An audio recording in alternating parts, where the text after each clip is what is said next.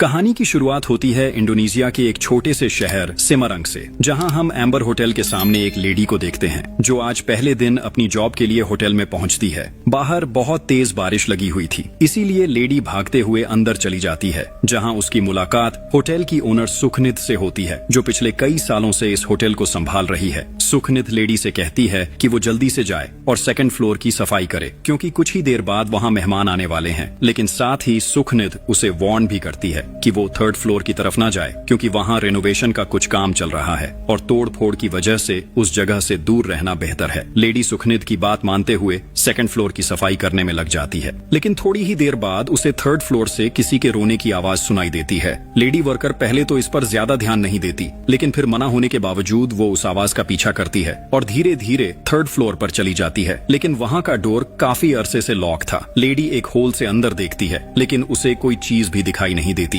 इसीलिए लेडी अपने सर से एक पिन निकालती है और लॉक खोलने की कोशिश करती है, लेकिन काफी कोशिश के बाद भी डोर नहीं खुलता। अब जैसे ही वो पीछे मुड़ती है, तभी अचानक अंदर से कोई डोर खोल देता है और लेडी न चाहते हुए भी थर्ड फ्लोर के अंदर चली जाती है, जहां जाकर उसे पता चलता है कि यहाँ कोई भी रेनोवेशन का काम नहीं हो रहा। लेडी अब धीरे धीरे आगे बढ़ती है, लेकिन तभी वहाँ की लाइट्स अपने आप टिमटिमाने लगती हैं। वहाँ बिल्कुल सन्नाटा था, लेकिन रोने की आवाज अभी भी सुनाई दे रही थी। इसीलिए लेडी आवाज का पीछा करते हुए एक अजीब से रूम तक पहुंच जाती है, जिसके ऊपर कोई रूम नंबर भी नहीं लिखा था और आवाज भी उसी रूम से आ रही थी। लेडी कांपते हाथों के साथ डोर नॉक करती है और पूछती है, क्या तुम ठीक हो? लेकिन अंदर से कोई भी जवाब नहीं आता। ये देखकर लेडी खुद ही डोर खोलकर अंदर चली जाती है। सामने एक लड़की बैठी हुई थी, जिसके बाल और स्किन बिल्कुल व्हाइट थे। लेडी के अंदर आते ही लड़की रोना बंद कर देती है और एक लाइन बोलती है, 3 नाइट्स एंड मिडनाइट। ये सुनकर लेडी वर्कर बहुत ज्यादा डर जाती है और घबरा कर वहाँ से भाग जाती है। अब 3 नाइट्स एंड मिडनाइट का क्या मतलब है, फिलहाल हमें नहीं बताया जाता। सीन कट होता है और हमें 3 दिन बाद दिखाया जाता है, जहाँ वो लेडी वर्कर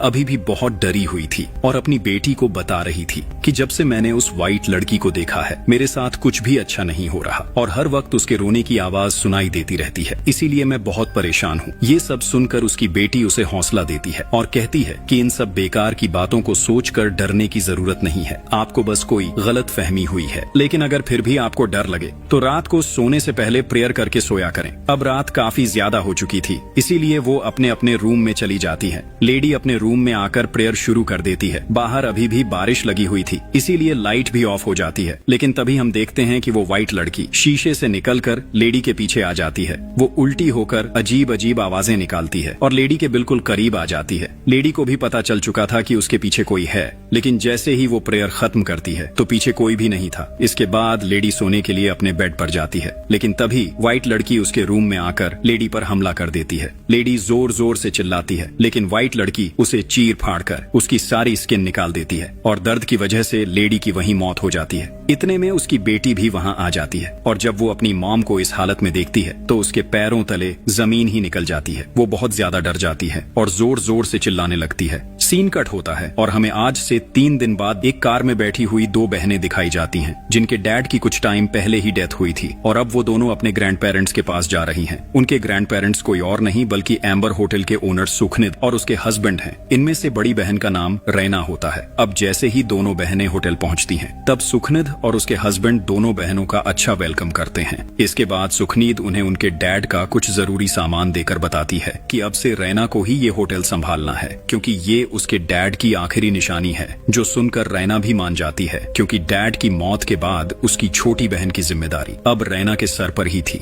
सुखनिध अब इन दोनों को पूरा होटल विजिट करवाती है और फिर इन्हें इनके रूम में ले जाती है, जहां वो रैना और उसकी छोटी बहन को समझाती है कि वो होटल की किसी भी जगह घूम फिर सकती है, सिवाय थर्ड फ्लोर के, क्योंकि वहां रेनोवेशन का काम चल रहा है, इसीलिए वहां जाना ठीक नहीं। रैना को वहां उसके डैड की एक पिक्चर भी दिखाई देती है, जिसे देखकर वो काफी इमोशनल हो जाती है। अगले ही दिन रैना पास वाले स्कूल में अपनी छोटी बहन का एडमिशन करवा देती है और अब जैसे ही वो घर वापस जाने लगती है, तभी उसकी मुलाकात अपने बचपन के दोस्त से होती है, जो कभी एक दूसरे को पसंद किया करते थे। उस लड़के का नाम अर्गा होता है, जो अब एक रिपोर्टर बन चुका है। वो रैना को कहता है कि तुम अभी इस सिटी में नए हो, इसीलिए अपना ख्याल रखना और संभल कर रहना, क्योंकि इस वक्त वो एक लेडी के मर्डर पर इन्वेस्टिगेशन कर रहा है जो एम्बर होटल में काम करती थी, और आज मैं उसी होटल में सबूत ढूंढने जा रहा हूँ। ये सुनकर रैना हैरान होती है, क्योंकि ये होटल तो उन्हीं का है, और वो इस बात से परेशान भी थी कि आखिर उसकी ग्रैंडमा ने उसे उस लेडी की मौत के बारे में क्यों नहीं बताया। इसके बाद दोनों एम्बर होटल आ जाते हैं, जहां अर्गा सुखनित से पूछता है कि वो लेडी इस होटल में कब से काम कर रही थी,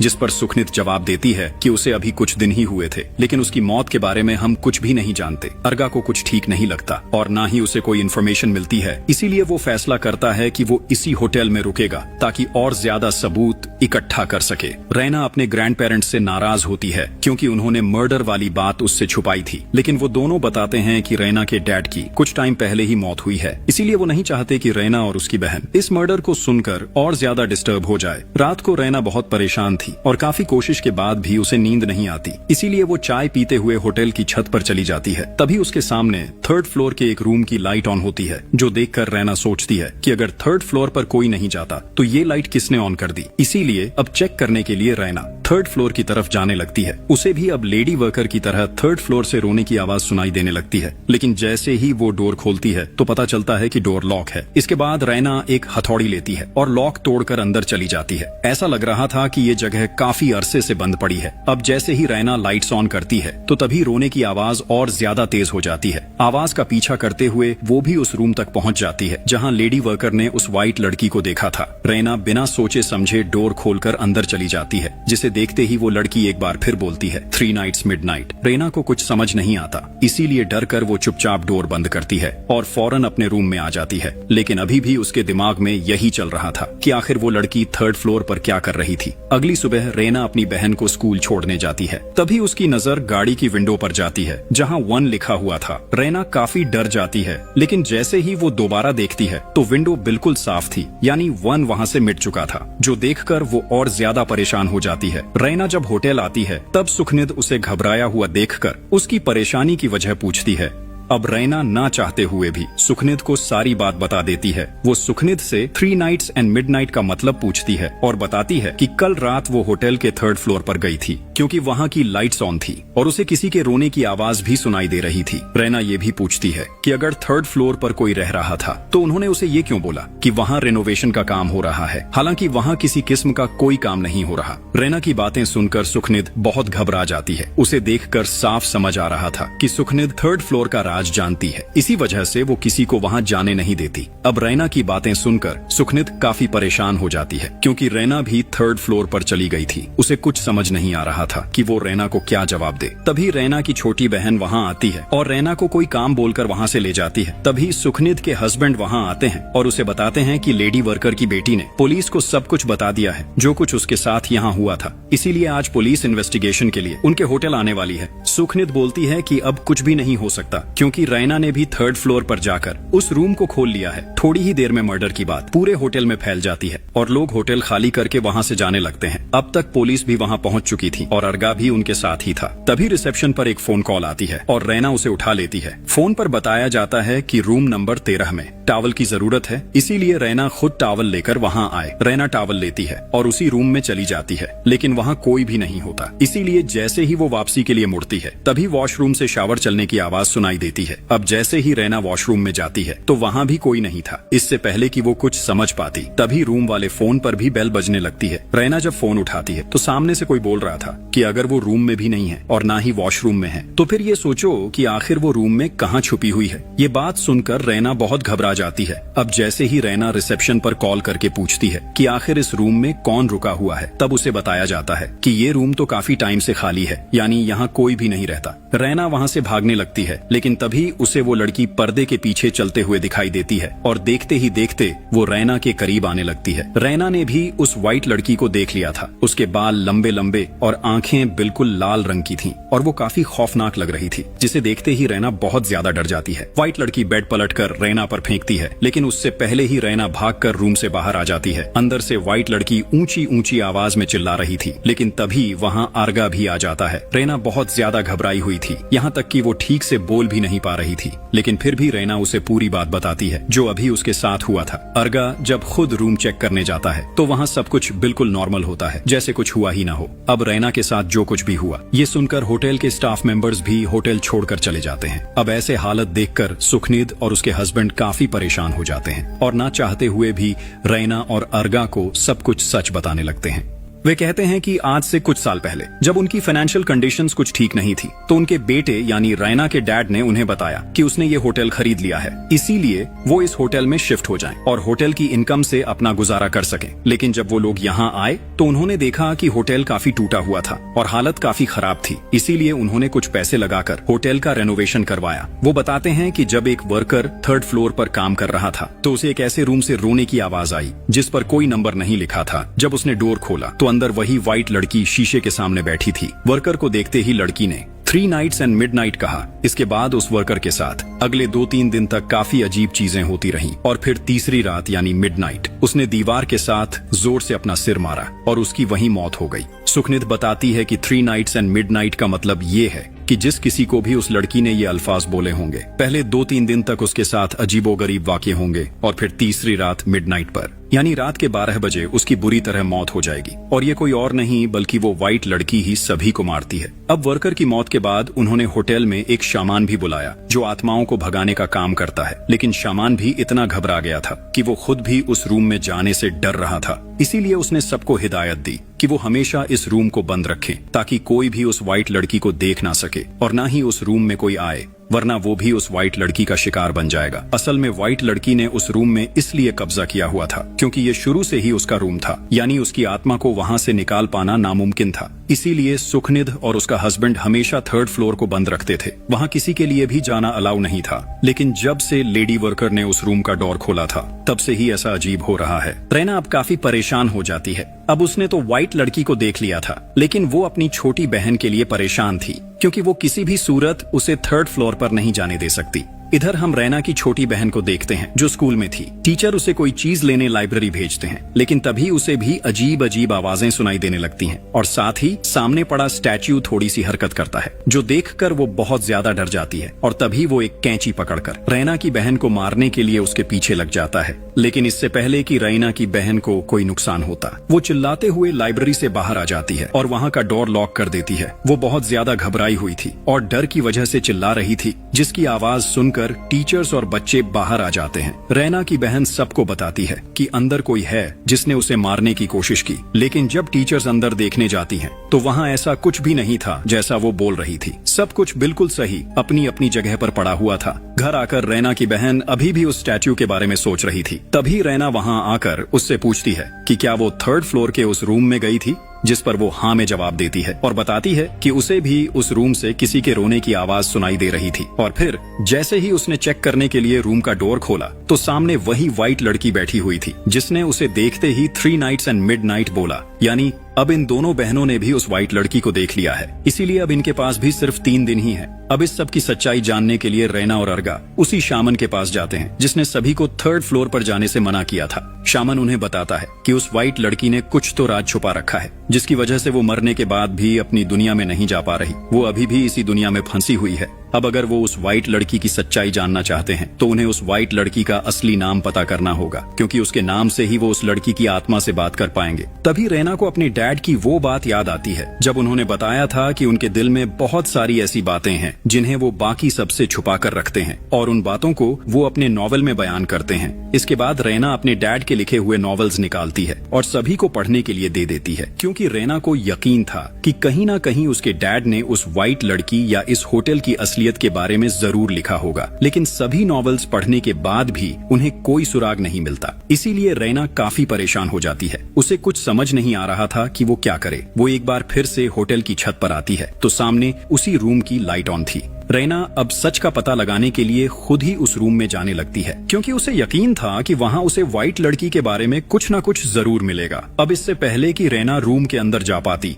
तभी वहाँ अर्गा और रैना की छोटी बहन आते हैं जो रैना को अंदर जाने से मना करते हैं। लेकिन रैना बताती है कि अगर हमने कुछ ना किया तो वैसे भी कल मिडनाइट में हमारी मौत हो जाएगी, लेकिन अगर हम कोशिश करें तो शायद हमारी जान बच सकती है। ये सुनकर रैना की बहन भी उसके साथ जाने की जिद करती है, क्योंकि वो रैना को अकेले अंदर नहीं भेज सकती। इसके बाद वो दोनों बहनें अंदर चली जाती हैं और अर्गा बाहर ही इनका वेट करता है, क्योंकि उसने अभी तक उस व्हाइट लड़की को नहीं देखा, यानी 3 नाइट्स एंड मिडनाइट वाला कर्ज अभी उस पर नहीं आया। अब दोनों बहनें रूम में चली जाती हैं, लेकिन बहुत ज्यादा डरी हुई थी, मगर फिर भी दोनों अलग अलग होकर व्हाइट लड़की के बारे में इंफॉर्मेशन इकट्ठा करने लगती है। तभी रैना की बहन को एक सूखा सफेद फूल दिखता है। अब रूम के बाद वो वॉशरूम चेक करने जाती है, तब शीशे में उसे व्हाइट लड़की की रिफ्लेक्शन दिखती है। वो बिल्कुल रैना की बहन के पीछे खड़ी थी। जैसे ही वो पीछे देखती है, वहाँ कोई भी नहीं होता। इधर रैना बेड के नीचे देखती है, उसे एक पेपर का छोटा टुकड़ा मिलता है जिस पर एंजल लिखा हुआ था। रैना कुछ समझ नहीं पाती,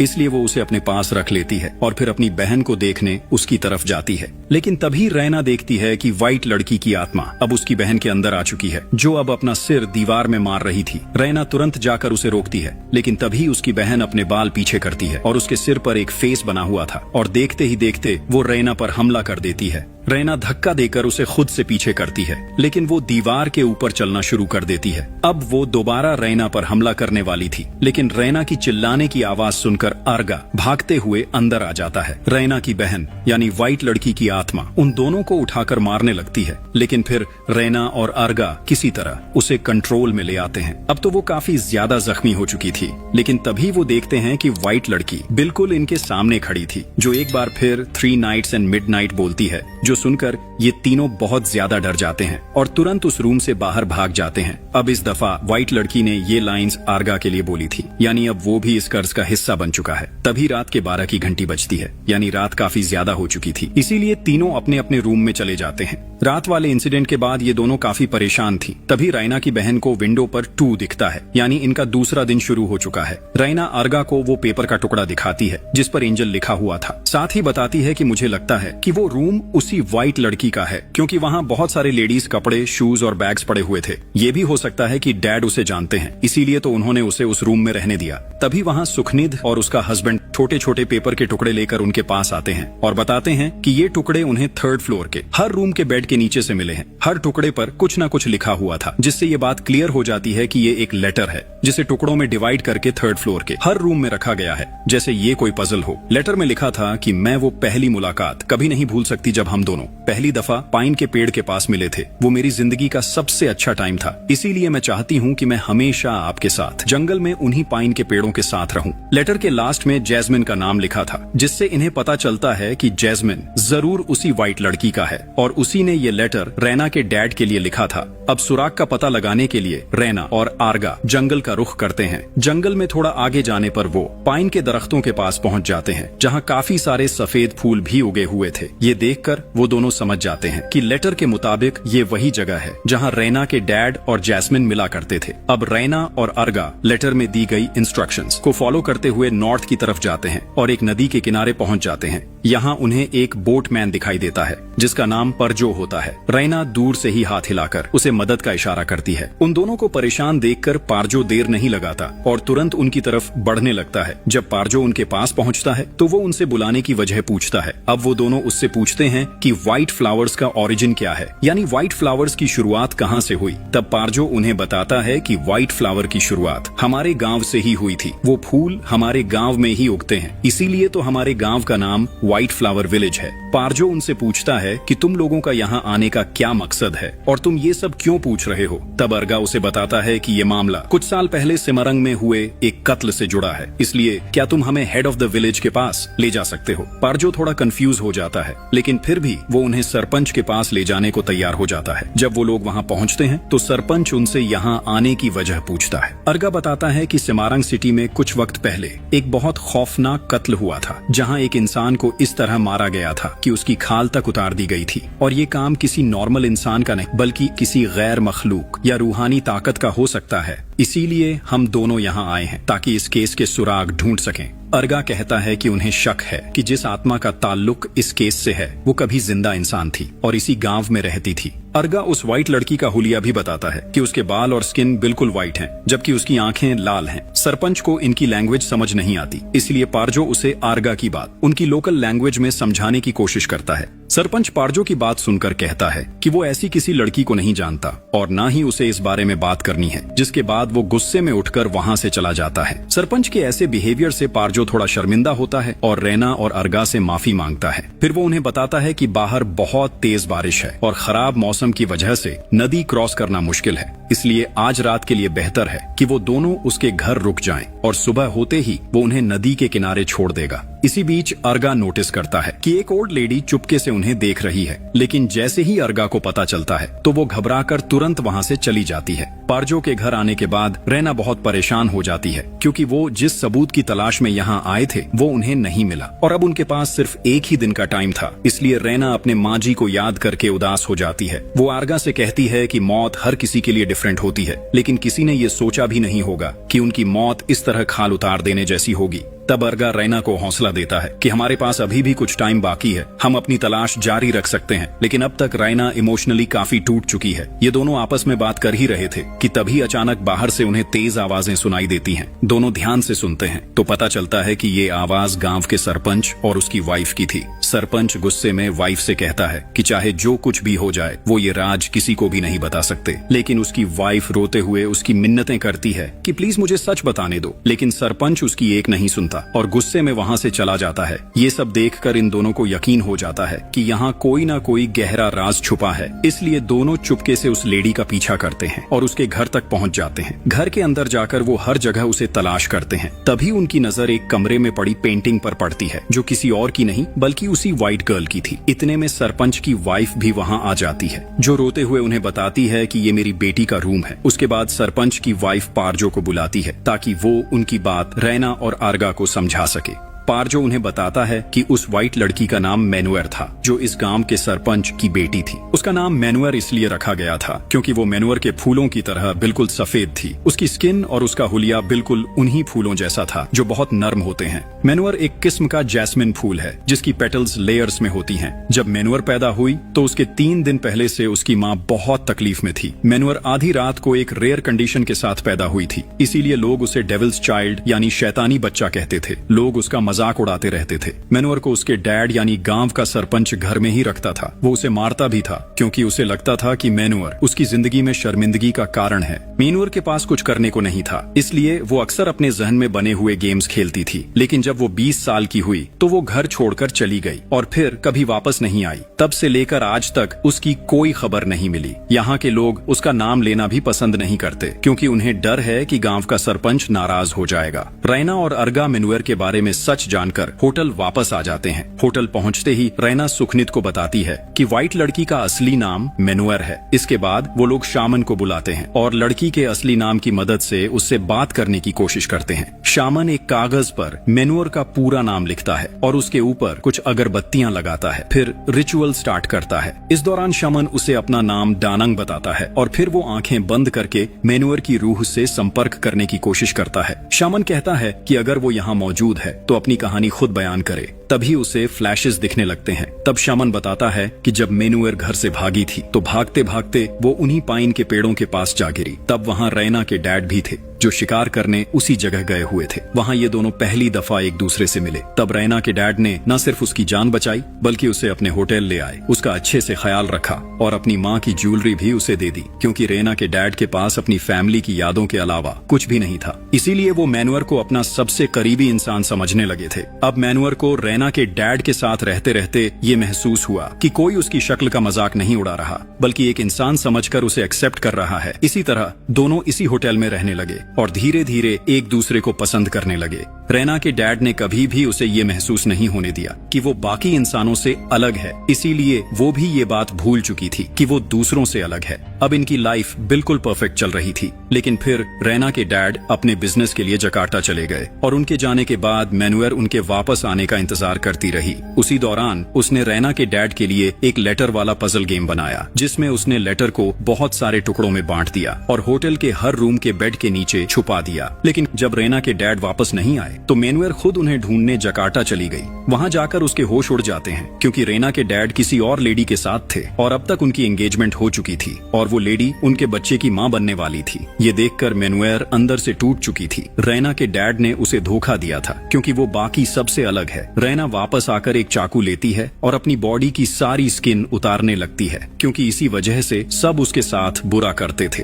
अब अगले 3 दिन तक वो ऐसा ही करती रही और तीसरे दिन की मिडनाइट में दर्द की वजह से उसकी मौत हो गई। ये सब सुनकर रेना बहुत ज्यादा डर जाती है। तब अर्गा शमन से पूछता है कि हम इस सब को खत्म कैसे कर सकते हैं और मेनुअर को ये सब करने से कैसे रोक सकते हैं। तब शामन कहता है कि ये सब रोकने के लिए हमें मेनुअर का टूटा हुआ दिल जोड़ना होगा। हमें उसकी जिंदगी और मौत दोनों को एक साथ जोड़ना होगा, यानी उन्हें कोई ऐसी चीज ढूंढनी होगी जो मेनुअर को रेना के डैड को माफ करने पर मजबूर कर सके और हमें उस चीज को मेनुअर की डेड बॉडी के पास ले जाना होगा। इस तरह शायद मेनुअर का गुस्सा ठंडा हो जाए। जो सुनकर रेना पूछती है कि हम ये काम करेंगे कैसे। इससे पहले कि शमान कोई जवाब देता, उससे पहले ही मेनुअर शमान पर हमला कर देती है। वो पहले उसका सांस बंद करके उसे तकलीफ देती है और फिर उसका मुंह पकड़कर उसकी बॉडी से अलग कर देती है, जिससे शमान की बुरी तरह मौत हो जाती है। ये देखकर रेना और अर्गा काफी डर जाते हैं। रेना अब काफी परेशान थी क्योंकि शमन ही था जो उन्हें इस मुसीबत से निकाल सकता था और अब मेनुअर ने उसे भी मार दिया है। अब ये लोग सोच ही रहे थे कि आगे क्या करें। तभी रेना की बहन को बेड के नीचे एक बॉक्स मिलता है जिसमें उनके डैड का कुछ जरूरी सामान था। उस बॉक्स में से उन्हें एक बुक मिलती है जिस पर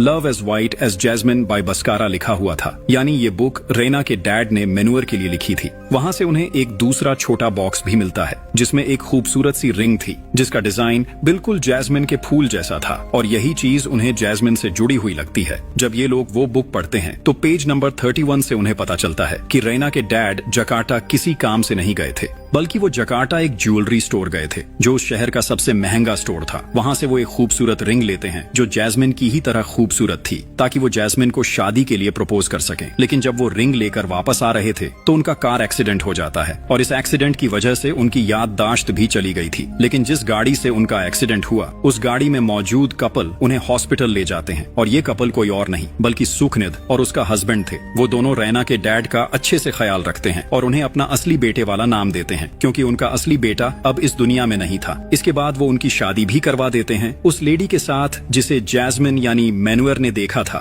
लेकिन शादी के कुछ समय बाद रेना के डैड की याददाश्त वापस आ जाती है। जब उन्हें जैस्मिन के साथ गुजारा हुआ वक्त याद आता है तो वो तुरंत सेमारंग आ जाते हैं। लेकिन वहाँ उन्हें जैस्मिन की लाश मिलती है जिसे देखकर वो अंदर से टूट जाते हैं और खुद को ब्लेम करने लगते हैं कि काश उन्होंने जैस्मिन को सच बता दिया होता कि वो उससे कितना प्यार करते थे और उससे शादी करना चाहते थे। इसके बाद वो जैस्मिन की डेड बॉडी को होटल के बेसमेंट में ले जाते हैं जहाँ वो उसकी कब्र खोदकर उसे दफनाते हैं और फिर जैस्मिन जैसा एक फूल बनाकर उससे अपने किए की माफी मांगते हैं और फिर हमेशा के लिए वहाँ से चले जाते हैं क्योंकि इस दुखी इंसिडेंट के बाद वो अपनी सारी जिंदगी इस होटल में नहीं गुजार सकते थे। अब उस एक्सीडेंट के बाद रेना के डैड की याददाश्त चली गई थी, लेकिन ये बात मेनुअर नहीं जानती थी और मेनुअर का इस सच के बारे में जानना बहुत जरूरी था कि रेना के डैड उसे कितना प्यार करते थे। और अगर मेनुअर को ये सच पता चल जाए तो हो सकता है उसका टूटा हुआ दिल फिर से जुड़ जाए, उसका गुस्सा कम हो जाए और उसकी आत्मा को सुकून मिल जाए। अब ये लोग सामान से मिलने वाली रिंग यूज करने वाले थे क्योंकि ये वही रिंग है जो रेना के डैड मेनुअर को देना चाहते थे और ये ही उनके सच्चे प्यार की आखिरी निशानी थी। इसके बाद रेना और अर्गा दोनों बेसमेंट के अंदर जाते हैं और मेनुअर की कब्र तलाश करना शुरू कर देते हैं। अर्गा के कहने पर वो दोनों अलग अलग होकर उस दीवार को ढूंढने लगते हैं जिस पर रेना के डैड ने जैस्मिन का फूल बनाया था। लेकिन तभी यहाँ मेनुअर की आत्मा आ जाती है और अर्गा को पोजेस्ट करके वो रेना को गलत जगह पर ले जाती है। अब तक इनके पास बस कुछ ही मिनट्स बाकी थे और फिर मिडनाइट होते ही मेनुअर इन्हें मार देगी, इसीलिए इन्हें सब कुछ जल्दी करना होगा। इधर रेना अर्गा से कहती है कि ये फूल तो इस रिंग से बिल्कुल अलग है, यानी हम गलत जगह खुदाई कर रहे हैं। तभी मेनुअर जो अब अर्गा के शरीर पर पूरा कंट्रोल कर चुकी थी वो रेना पर हमला कर देती है। इससे रेना को पता चल जाता है कि अर्गा भी पोजेस्ड हो चुका है और वो अपनी जान बचाकर वहाँ से भागने लगती है। लेकिन अर्गा उसे मारने के लिए उसका पीछा करता है और तभी रेना मौका देखकर अर्गा पर हमला कर देती है और उसे काफी जख्मी कर देती है ताकि मेनुअर अर्गा की बॉडी यूज करके उसके करीब ना आ सके। रेना अब अकेली ही मेनुअर की कब्र ढूंढने लगती है काफी ज्यादा ढूंढने के बाद भी उसे कब्र नहीं मिलती और जल्दी ही रात के 12 बजने वाले थे। इसी वजह से रैना बहुत ज्यादा परेशान हो जाती है। तभी उसे अपने बैग में से अपने ग्रैंड पेरेंट्स का एक लेटर मिलता है जिस पर लिखा था कि रैना, अगर तुम्हें कोई रास्ता न मिले तो तुम गॉड से प्रेयर करना, वो तुम्हारी मदद जरूर करेंगे। अब रैना प्रेयर करना शुरू कर देती है क्योंकि उसे यकीन था कि इस बुरे वक्त में गॉड के अलावा उसकी कोई मदद नहीं कर सकता। फिर थोड़ा ही आगे जाने पर रैना को वो दीवार मिल जाती है और उस पर बना स्केच भी दिखाई देता है। ये देखकर रैना जल्दी से कब्र खोदना शुरू करती है और जल्दी ही उसे मैनुअर की लाश भी मिल जाती है। लेकिन इससे पहले वो मैनुअर के हाथ में वो रिंग पहना पीछे से पोजेस्ड आर्गा आकर रैना पर हमला कर देता है। लेकिन रैना किसी तरीके से वो रिंग मैनुअर के हाथ में पहना देती है जिससे मैनुअर की आत्मा आर्गा के जिस्म से निकल जाती है और अपने स्केलेटन में चली जाती है। यानी अब लाइफ और डेथ दोनों के एलिमेंट्स आपस में मिल चुके थे। अब मैनुअर सारी सच्चाई जानकर वहाँ से चली जाती है। इसके बाद वो दोनों बेसमेंट से बाहर आते हैं और सारी फैमिली एक दूसरे को जिंदा देखकर इमोशनल होकर रोने लगती है। अगली सुबह अर्गा रैना से कहता है कि मैं आज भी तुम्हें पसंद करता हूँ और हमेशा तुम्हारे साथ ही रहना चाहता हूँ। अर्गा रैना को शादी के लिए प्रपोज करता है और रैना भी उसे एक्सेप्ट कर लेती है। रात को ये दोनों बात करते हैं कि कल हम अपने ग्रैंड पेरेंट्स को शादी के बारे में बताएंगे, इसीलिए अर्गा और रैना काफी खुश थे। लेकिन अब जैसे ही अर्गा ने फोन बंद किया तभी मैनुअर की आत्मा एक बार फिर से शीशे से निकलकर उसके रूम में आ जाती है और अर्गा की बॉडी से सारी खाल निकालकर बेहद बेरहमी से उसे मार देती है। अगली सुबह रैना अर्गा को जगाने आती है तो वो अर्गा को मरा हुआ देखती है जिसकी हालत काफी खराब थी। रैना अंदर से टूट जाती है। वो फूट फूट कर रोती है क्योंकि उन्हें लग रहा था कि अब सब कुछ ठीक हो चुका है, लेकिन ऐसा नहीं था। इसके बाद पुलिस आकर अर्गा की लाश को वहाँ से ले जाती है और ये सब कुछ रैना और उसकी बहन ऊपर से देख रही थी। रैना बात करती है कि अगर मैनुअर ने अर्गा को ही मारना था तो उसने हम दोनों को क्यों नहीं मारा, हालांकि हमने अर्गा से पहले मैनुअर को देखा था। रैना की बहन बताती है कि भले ही हमने उसका दिल जोड़ दिया है लेकिन मैनुअर अभी भी वो चीजें नहीं भूली जो सब लोगों ने उसके साथ की थी। सबने उसकी शक्ल सूरत की वजह से उसे परेशान किया। सब उसके साथ नफरत करते थे लेकिन हमारे डैड ने उसे सच्चे दिल से प्यार किया था और उसे ये फील नहीं होने दिया कि वो बाकी लोगों से अलग है। अब जब तक मैनुअर बाकी सबसे बदला नहीं ले लेती वो यहाँ से नहीं जाएगी। रैना उसकी ऐसी बातें सुनकर काफी हैरान होती है कि आखिर ये सारी बातें उसकी बहन को कैसे पता है। तभी रैना देखती है कि उसकी आंखें पूरी तरह लाल रंग की थीं, यानी मैनुअर ने उसे पोजेस्ड किया हुआ था। जो रैना की बहन कुछ भी बोल रही थी वो मैनुअर ही बोल रही थी। मैनुअर बताती है कि तुम्हारे डैड ने मुझे सच्चे दिल से प्यार किया था, इसीलिए पूरी जिंदगी मैं तुम दोनों बहनों को नुकसान नहीं पहुंचाऊंगी। सीन कट होता है और हम रैना, उसकी बहन और उनके ग्रैंड पेरेंट्स को देखते हैं जो अब इस होटल को हमेशा के लिए छोड़ रहे थे। पुलिस ने भी होटल को पूरी तरह से सील कर दिया था ताकि आगे कोई अंदर ना जा सके। लेकिन 2 पुलिस ऑफिसर्स चोरी छुपे होटल के अंदर उसी रूम में चले जाते हैं जहां मैनुअर रहती थी। जैसे ही दोनों उस रूम का डोर खोलते हैं तो मैनुअर फिर से वही लाइन बोलती है, 3 नाइट्स एंड मिडनाइट, यही अब इन ऑफिसर्स की भी मौत हो जाएगी और ये सिलसिला ऐसे ही चलता रहेगा। और इसी के साथ ये कहानी यहीं खत्म हो जाती है। आपको मूवी कैसी लगी कमेंट्स में जरूर बताना। Thanks for watching.